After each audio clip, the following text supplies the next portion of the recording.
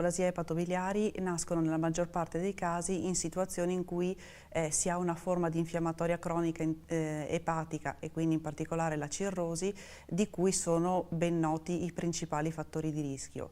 In questo senso possiamo quindi applicare delle strategie di prevenzione.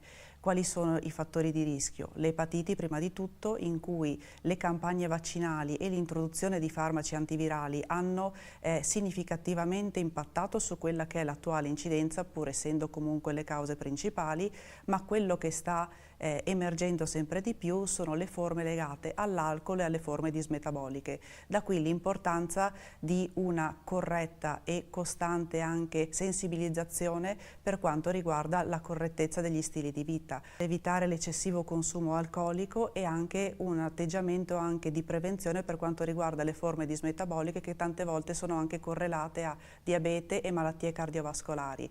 Quindi una dieta sana, principalmente la dieta mediterranea è quella maggiormente consigliata, l'attività fisica e anche un'attenzione anche per quanto riguarda il controllo anche glicemico, quindi sottoporsi regolarmente ai controlli, specialmente nei pazienti che presentano questi fattori di rischio.